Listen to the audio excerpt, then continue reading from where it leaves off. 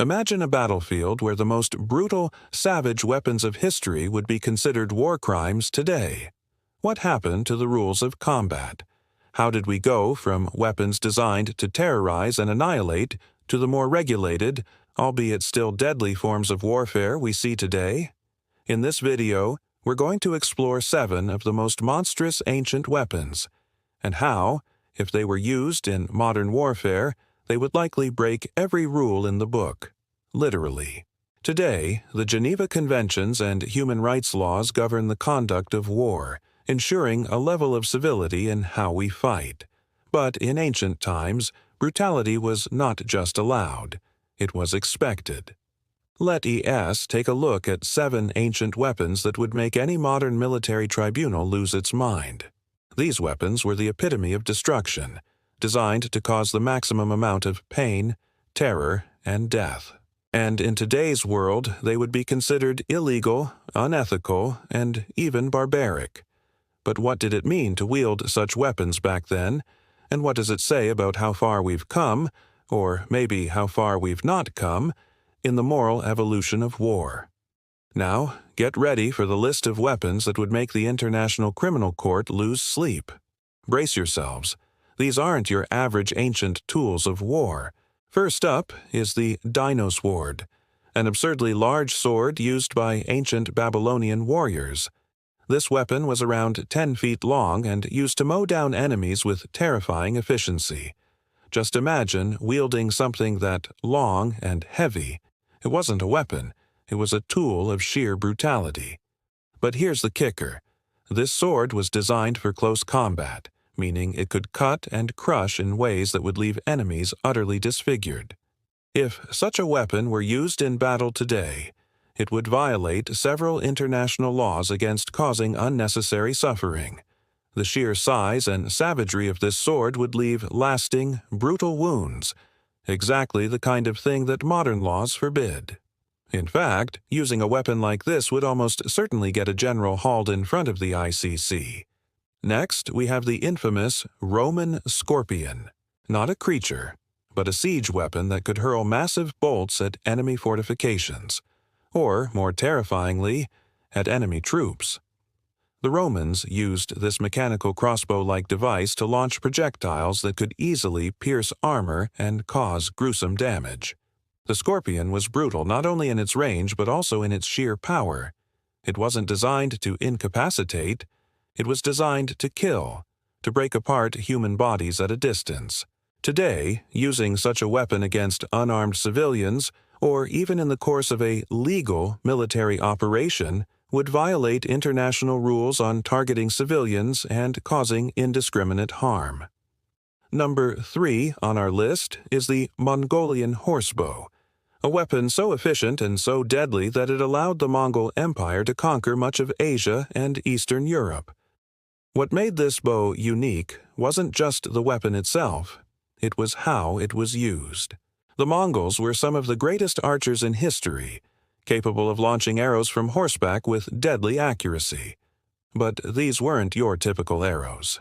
They were tipped with barbed metal that would cause devastating internal damage, leaving wounds that could not be easily treated.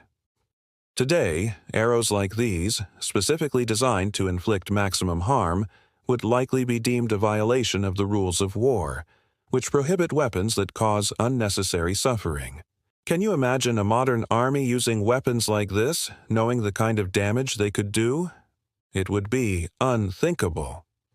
Moving on, we come to the Greek fire, a secret weapon used by the Byzantine Empire that was essentially an ancient flamethrower. It was a liquid that could ignite on contact with water, and it was used to devastating effect in naval battles. Ships coated in Greek fire were unstoppable. The weapon was designed to burn through ships, soldiers, and anything else it touched. The psychological terror alone would be enough to break any enemy force. Today, a weapon like Greek fire would likely be considered a violation of international conventions that ban incendiary weapons. Imagine the chaos and destruction it would cause if unleashed on a civilian population. It would be classified as an indiscriminate weapon, causing harm far beyond the battlefield. Fifth on our list is the war elephant, used by armies across the ancient world, including the Carthaginians and Indians. These massive beasts were armed with armor and often equipped with sharp, deadly tusks or even mounted with soldiers wielding spears. The use of war elephants was not just a display of military might, it was a tool of terror. The shock and awe of seeing a massive, armored elephant charging at you would send shivers down anyone's spine. But the cruelty didn't end with the elephant as physical strength. It was the sheer terror it induced. Today, the use of animals in warfare is heavily restricted, with modern laws specifically outlawing the use of creatures like war elephants, as their use causes unnecessary suffering and violates animal rights conventions. The battering ram comes next. This siege weapon was designed to break down gates and walls, allowing armies to penetrate fortified cities.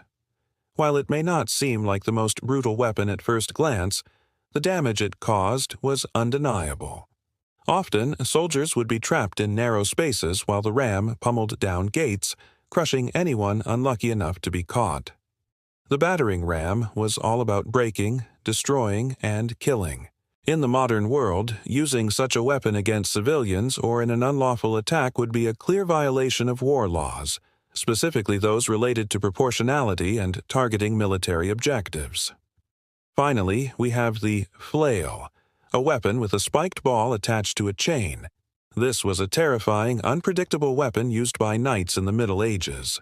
The flail could smash through armor, causing deep, gruesome wounds. It was designed to inflict pain, maim, and kill, and the nature of the weapon meant it was often difficult for soldiers to defend against it.